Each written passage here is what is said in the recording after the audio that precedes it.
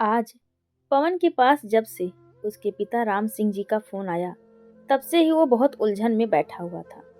क्योंकि उसके माता पिता अगले एक हफ्ते में 1 महीने के लिए उसके पास आने वाले थे।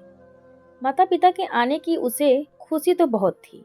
वो हृदय से चाहता भी था कि उसके माता पिता उसके पास आए, लेकिन अपनी शादी के 1 साल पूरा होने के बावजूद भी वो एक बार भी उन्हें अपने पास आने के लिए नहीं कह पाया। कारण कुछ खास भी नहीं था। ना तो उसके माता पिता अशिक्षित थे, ना ही गंवार, और ना ही उसकी पत्नी सरिता कर्कश तेज स्वभाव की थी। लेकिन फिर भी वो समझ नहीं पा रहा था कि उसके माता पिता आधुनिक रंग में रंगी उसकी पत्नी सरिता के साथ कैसा व्यवहार करेंगे। वैसे सरिता हर तरह से अच्छी थी, कोमल स्वभाव, अच्छे विचारों व संस्कारी लड़की थी, और उसके माता पिता के आने से क्या पता वो खुश ही होगी। लेकिन उसके संस्कारी माता पिता, खासकर पवन की माँ ममता जी, सरिता की आदतों व उसके रहन सहन के तरीकों को किस तरह से अपनाएंगी, पवन समझ नहीं पा रहा था। शादी के बाद वो अपने माता पिता के पास थोड़े थोड़े दिनों के लिए 2 बार ही गया था। इसलिए उसकी पत्नी और माँ की अधिकतर बातें फोन पर ही होती थी। ममता जी उसके स्वभाव की बहुत तारीफ करती थी। सरिता भी अपनी सास का बहुत आदर करती थी। दोनों सास बहू फोन पर तो बहुत प्यार से बातें करती थी, पर 1 महीने का सानिध्य कहीं उनके बीच की आत्मीयता को खत्म न कर दे। पवन इसी उधेड़ बुन में था, क्योंकि सरिता को अभी तक खाना भी अच्छे से नहीं बनाना आता था। इसलिए अधिकतर समय वो दोनों पति पत्नी बाहर से ही खाना खाते थे। कहीं बाहर से खाना खाना मम्मी पापा को बुरा ना लग जाए। सोचने लगा कि मम्मी पापा के आने से काम भी बढ़ेगा। सरिता इतना काम कहाँ संभाल पाएगी, और मम्मी से अपने घर का पूरा काम संभालने की उम्मीद करना गलत था। और फिर सरिता का पहनावा उसके माता पिता को बिल्कुल नागवार गुजर सकता है, क्योंकि मम्मी की पीढ़ी ने अपने पति की बहु देखभाल की है, हाथ में सब कुछ उपलब्ध कराया है। ऑफिस जाते पापा की हर जरूरत के लिए मम्मी उनके पीछे पीछे घूमती थी। पत्नी की पीढ़ी वाली उसकी मम्मी क्या आज की पत्नी का तौर तरीका बर्दाश्त कर पाएंगी? वो समझ नहीं पा रहा था। सरिता से अगर थोड़े दिन अपना रवैया बदलने को कहेगा, तो सरिता उसके माता पिता के बारे में क्या सोचेगी? उन दोनों के रिश्ते औपचारिक हो जाएंगे। ये रिश्ता 1-2 दिन का तो नहीं है। उसके माता पिता तो अब उसके पास आते जाते रहेंगे। यही सब सोचकर पवन बेचैन हो रहा था। उसने घड़ी पर नजर डाली तो 8 बजने वाले थे। तभी मोबाइल बज उठा। देखा तो उसकी पत्नी सरिता का फोन था। हेलो, कहाँ हो अभी? ऑफिस से निकले नहीं क्या? कितनी बार फोन किया, उठाया क्यों नहीं? ड्राइव कर रहे हो क्या? सरिता चिंतित स्वर में बोलते जा रही थी। हाँ, ड्राइव कर रहा था, बस पहुंचने ही वाला हूँ, पवन ने संक्षिप्त सा उत्तर दिया और उठकर कार की तरफ चल दिया। घर पहुंचकर भी पवन गुमसुम ही रहा। सरिता आदतन के अनुसार चुगलबाजी कर रही थी। अपनी भोली भाली बातों से उसे रिझाने का प्रयास कर रही थी, पर आज पवन के चेहरे पर मुस्कुराहट नहीं थी। क्या बात है पवन, आज कुछ अपसेट लग रहे हो? सब ठीक तो है ना? सरिता उसके बगल में बैठते हुए बोली तो पवन ने उसकी तरफ देखा। सरिता मीठे स्वभाव की सरल लड़की थी, इसलिए वो उसे बहुत प्यार करता था। उसकी आदतों की कोई कमी उसे नहीं अखती थी। वो देखता था कि सरिता ही नहीं, उसके हम उम्र दोस्तों की बीवियां भी लगभग सरिता जैसी ही हैं। ये पीढ़ी पुरानी पीढ़ी से बिल्कुल अलग है। क्या हुआ जी, क्या सोचने लग गए? सरिता ने कहा तो पवन जैसे सपने से बाहर निकला और बोला, नहीं नहीं, कोई खास बात नहीं है, बल्कि एक अच्छी बात है। मम्मी पापा आ रहे हैं 1 महीने के लिए। ये सुनकर तो सरिता खुशी से उछल पड़ी। अरे, ये तो बहुत अच्छी खबर है। 1 महीने के लिए मैं भी अकेले रहने की बोरियत से बच जाऊंगी। मम्मी पापा के साथ बहुत मज़ा आएगा। वैसे कब आ रहे हैं मम्मी पापा? सरिता ने खुशी से चहकते हुए पूछा। तो पवन बोला, अगले हफ्ते की फ्लाइट है। अच्छा ठीक है, कल आप जल्दी आ जाना, मम्मी पापा के लिए बहुत सारा सामान खरीद कर लाएंगे। हाँ हाँ ठीक है, तुम लिस्ट बनाकर रखना। कहते हुए पवन पवन ने सरिता की तरफ नजर डाली। वो अपने सास ससुर के आने के नाम से बहुत ही ज्यादा उत्साहित थी, पर यह खुशी कहीं गम में ना बदल जाए, ये सोचकर ही वह परेशान हो रहा था। सरिता अपनी रो में ढेर सारी प्लानिंग कर रही थी। पवन कुछ कहकर या उसे कुछ समझाकर उसकी खुशी में विघ्न नहीं डालना चाहता था। इसीलिए उसने मन ही मन सोचा, जो होगा देखा जाएगा। अब बातें ही करती रहोगी या कुछ खाने को भी दोगी? कुछ बनाया भी है या बाहर से ऑर्डर करूं? पवन ने हंसते हुए कहा तो सरिता बोली, आज तो मैंने पास्ता बनाया है। पास्ता बनाया है? अरे कुछ रोटी सब्जी बना लेती। ये सब रोज रोज मुझसे नहीं खाया जाता है। पर मुझसे रोटी अच्छी नहीं बनती है, तो सरिता ने मायूसी से बोली। तो पवन ने कहा, कोई बात नहीं, अभी बाहर से ऑर्डर कर देता हूँ। लेकिन इस बार मम्मी आएंगी तो तुम रोटी बनाना जरूर सीख लेना। हाँ ठीक है, सीख लूंगी, कहकर सरिता हंसने लगी। एक हफ्ते बाद पवन के माता पिता आ गए। उसके माता पिता पहली बार उसके पास आए थे, इसीलिए पवन बहुत संतुष्टि का अनुभव कर रहा था। शाम को वो ऑफिस से घर पहुंचा तो सरिता उसके मम्मी पापा के साथ बातें करने में मशगूल थी। मम्मी पापा भी उसकी गृहस्थी देखकर बहुत खुश थे। चारों बैठकर बातें करने लगे।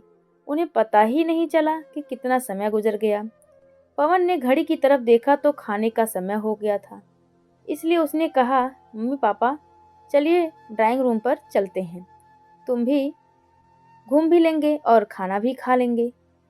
आ जाएंगे? ठीक है बेटा, चलो चलते हैं। चारों तैयार होकर चले गए। अगले दिन सुबह पवन को ऑफिस था। आज उसकी नींद बाकी दिनों से भी जल्दी खुल गई। उसने एक दो बार सरिता को धीरे से उठाने की कोशिश की, पर वो इतनी गहरी नींद में थी कि वो हिल डुल कर भी फिर से सो गई। इसलिए पवन ने कुछ नहीं कहा और वो खुद उठकर अपने मम्मी पापा के कमरे की तरफ चल दिया। तभी उसने देखा कि मम्मी किचन में गैस जला रही हैं। वह किचन में गया और बोला, क्या कर रही हैं मम्मी? चाय बना रही हूँ बेटा, तू पिएगा चाय?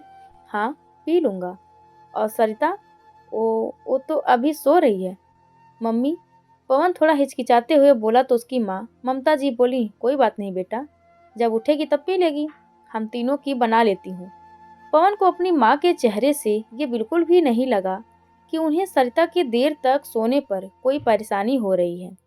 बातें करते करते तीनों ने चाय खत्म की, पर दिल ही दिल में पवन बेचैन हो रहा था कि काश सरिता भी उठ जाती तो ठीक रहता, कहीं मेरे पीछे से माँ उसे कुछ कह ना दे। सोचते हुए वो ऑफिस जाने के लिए तैयार होने चला गया। वो रोज सुबह अपने कपड़े खुद ही प्रेस करता था। ममता जी बाथरूम में थी और प्रेस की टेबल हॉल में लगी थी। उसने सोचा, जब तक मम्मी बाथरूम से आती हैं तब तक वो शर्ट प्रेस कर लेगा। सोचते हुए वो प्रेस लेकर बैठा ही था कि तभी ममता जी बाथरूम से निकल पड़ी और सामने पवन को प्रेस करते हुए देखकर बोली, अरे तू प्रेस कर रहा है? ला मैं कर देती हूँ। नहीं मम्मी, मैं कर लूँगा। ला बेटा, मैं कर देती हूँ ना, तू तैयार हो जा। और नाश्ते में क्या खाएगा मुझे बता दे। ममता जी ने पूछा, मैं तो रोज ही कॉर्नफ्लेक्स और दूध लेता हूँ मम्मी। पवन ने कहा तो ममता जी बोली, अरे अब तो मैं आई हुई हूँ तो अपनी पसंद का कुछ और बता देना बेटे, और मैं तुझे बना देती हूँ। कॉर्नफ्लेक्स और दूध तो रोज ही लेते हो। ठीक है मम्मी, फिर पोहे बना दो, हम दोनों को ही बहुत पसंद है। हाँ ठीक है बेटा, मैं पोहे बना देती हूँ, मुझको और तेरे पापा को भी बहुत पसंद है, ममता जी ने हंसकर कहा। तो पवन को लगा कि मम्मी ने कुछ कहा नहीं, पर सोच रही होंगी कि बीबी सो रही है और वो ऑफिस जाने के लिए चीज़ों से जूझ रहा है। पर मम्मी के चेहरे पर उसे ऐसा कोई भाव नजर नहीं आ रहा था। उसने जल्दी से नाश्ता किया। तब तक सरिता भी उठ गई। अपनी तरफ से तो आज वो भी जल्दी उठ गई थी। पवन सबको बाय करता हुआ ऑफिस चला गया। सरिता बाथरूम से फ्रेश होकर आई तो ममता जी ने उसे भी नाश्ता पकड़ा दिया। उधर पवन ऑफिस में बैठा लंच के बारे में सोच रहा था। पता नहीं घर में क्या बना होगा। उसके माता पिता तो रोज बाहर का भी नहीं खाएंगे। उसने सरिता को फ़ोन किया। हेलो सरिता, लंच में कुछ बनाया भी है या नहीं? अगर नहीं बनाया है तो बाहर से ऑर्डर कर लो। अरे पवन, तुम इतना क्यों चिंतित हो रहे हो? मम्मी ने बढ़िया राजमा चावल बनाए हैं और मेरी पसंद की गोभी की सब्जी भी, सरिता ने हंसते हुए कहा। तो पवन बोला, अच्छा ठीक है, पर चाय तुम अच्छी बनाती हो तो कम से कम मम्मी पापा को शाम की बढ़िया सी चाय पिला देना। हाँ हाँ ठीक है, पिला दूंगी, कहते हुए सरिता हंसने लगी। शाम को पवन भी बहुत जल्दी घर की ओर निकल पड़ा। घर पहुंचा तो उसके मम्मी पापा और सरिता तीनों बैठकर चाय पी रहे थे। उसके आते ही उसके मम्मी पापा ने सरिता की बनाई हुई चाय की तारीफों के पुल बांधने शुरू कर दिए। तो पवन भी बहुत खुश हो गया। अच्छा बेटा, डिनर में क्या बनाऊं? ममता जी किचन की तरफ जाती हुई बोली। तो पवन ने कहा, मम्मी आज बाहर घूमने चलेंगे तो खाना खाकर आएंगे। नहीं बेटा, कुछ तैयारी कर देती हूँ, फिर घूमने जाएंगे। जब तक हम हैं तब तक घर का खा लो, ममता जी ने कहा। तो सरिता प्यार से ममता जी के गले में हाथ डालते हुए बोली, हाँ मम्मी जी, आप सही कह रही हो। आज दम आलू बना दो जैसे आपने गांव में बनाए थे। सारी तैयारी मैं कर देती हूँ और बना आप दीजिए। हाँ ठीक है बेटा, जैसा तुम कहो, मैं अपनी बिटिया के लिए कुछ भी बनाने को तैयार हूँ। ममता जी ने भी सरिता के सर पर हाथ फेरते हुए कहा। पवन सुखद आश्चर्य से अपनी मम्मी को देख रहा था कि बदली सिर्फ उसकी पीढ़ी ही नहीं है, उसके माता पिता की पीढ़ी ने भी खुद को कितना बदल लिया है। ममता जी ने आनन फानन डिनर की तैयारी की और चारों घूमने के लिए निकल गए। बाहर वो देख रहा था कि सरिता उसकी मम्मी से ही चिपकी हुई थी। कभी कभी तो उसे लग रहा था कि शायद माँ बाप सरिता के आए हैं और वो दामाद है। सरिता छोटी छोटी बातों में अपने सास ससुर का बहुत ध्यान रख रही थी। घूमते समय भी एक एक जगह के बारे में उन्हें बता रही थी और उसके माता पिता तो अपनी लाडली बहू पर फिदा हुए जा रहे थे। रोज की यही दिनचर्या बीत रही थी। ममता जी ने किचन का लगभग सारा भार अपने ऊपर ले लिया था। सरिता को जो कुछ बनाना आता था वो भी पूरे मनोयोग से बनाकर खिलाने की कोशिश करती थी। शाम को चारों घूमने निकल जाते। घर जाकर जहां सरिता कपड़े बदलने में लग जाती, वहीं ममता जी किचन में पहुंचकर डिनर का बचा हुआ कार्य खत्म करती। सब कुछ बहुत ही अच्छे से चल रहा था, कहीं कोई हलचल नहीं थी। एक दिन पवन ने अपने पापा से नाइट क्लब में जाने की बात कही। उसके मम्मी पापा उच्च शिक्षित थे, इसीलिए सहज ही तैयार हो गए। पवन भी तैयार होकर ड्राइंग रूम में बैठ गया और उसके मम्मी पापा भी तैयार होकर बाहर आकर बैठ गए। थोड़ी देर बाद सरिता जैसे ही तैयार होकर निकली तो पवन उसे देखकर सन्न रह गया, क्योंकि सरिता ने जींस टॉप पहन रखे थे। उसे पता होता कि सरिता आज क्या पहनने वाली है तो वो उसे मना कर देता। वो घबरा कर अपने मम्मी पापा के चेहरे की तरफ देखने लगा, लेकिन जैसे ही उसके मम्मी पापा की नज़र सरिता पर पड़ी तो दोनों मुस्कुराते हुए बोले, अरे वाह सरिता, तू तो पहचान में ही नहीं आ रही, बहुत ही स्मार्ट लग रही है। अपने माता पिता के मुंह से सरिता की तारीफ सुनकर पवन तो चारों खाने चित हो गया। उसके मम्मी पापा की सोच उसकी कल्पना से बहुत ही आगे थी। वो अपने दोस्तों के घरों की स्थितियों के बारे में सोचने लगा कि जब उनकी बीवियां और उनके माता पिताओं का आमना सामना होता है तो इन्हीं छोटी छोटी बातों पर उनके बीच खटपट शुरू हो जाती है। उनके माता पिता को अपनी बहू का देर से उठना और पहनने ओढ़ने के तौर तरीके, इन सब तमाम बातों से शिकायतें रहती भी हैं। और उनकी बहुओं को भी सास ससुर की टोका टोकी व पहनने ओढ़ने के बंधनों से सख्त नफरत रहती थी, जिसमें बेचारे बेटे या पति की दुर्दशा हो जाती थी। बेटा अपनी पत्नी से प्यार करता है, वो उसकी अच्छी बुरी आदतों के साथ समझौता करना चाहता है, पर ये बात माता पिता नहीं समझ पाते। उन्हें अपना बेटा बेचारा लगने लगता है। वो नहीं समझ पाते कि बहू की बुराई या उसे नापसंद करना बेटे के हृदय को तोड़ देता है। उनके बीच के नाजुक रिश्ते कमज़ोर हो जाते हैं। खैर, ये उनकी समस्या है। उसने सोचा कि वो तो खामखा ही डर रहा था इतने दिनों से, इसीलिए अपनी मम्मी पापा को खुले दिल से आने के लिए भी नहीं कह पा रहा था। वे चारों साथ में घूमने जाते, हंसते बोलते, हंसी मजाक से उसका छोटा सा फ्लैट हर समय गुलजार रहता। सरिता को भले ही किचन का बहुत अधिक काम नहीं आता था, पर उसके प्यार व उसकी भावनाओं में पवन के मम्मी पापा के प्रति कहीं कमी नहीं थी, बल्कि उनकी उपस्थिति से सरिता उससे अधिक आनंदित हो रही थी। धीरे धीरे उसके मम्मी पापा के जाने के दिन करीब आ रहे थे। जैसे जैसे उनके जाने के दिन करीब आ रहे थे, सरिता उदास होती जा रही थी। वो बराबर अपने सास ससुर से मीठा झगड़ा करने पर तुली हुई थी। आप वापस क्यों जा रहे हैं मम्मी? वहाँ क्या रखा है? आपके बच्चे तो यहाँ पर हैं, यहीं रहिए ना, फिर आएंगे बेटा। अब तुम आ जाओगी, पर छुट्टी में साल में 2 बार तुम आ जाया करो। एक बार हम आ जाएंगे, मिलना जुलना होता रहेगा। ममता जी ने उसे दुलार करते हुए कहा। लेकिन मम्मी जी, आप दोनों ही हमेशा के लिए यहाँ क्यों नहीं रह सकते? कहते हुए सरिता लगभग रुआसी सी हो गई। तो ममता जी ने उसे सीने से लगाते हुए कहा, बेटी, अगर हम यहीं रह गए तो तुम घर किसके पास आओगी? अगली बार आएंगे तो ज़्यादा दिन रहेंगे, और फिर बेटा बहुत दिन तक घर भी अकेला नहीं छोड़ा जाता।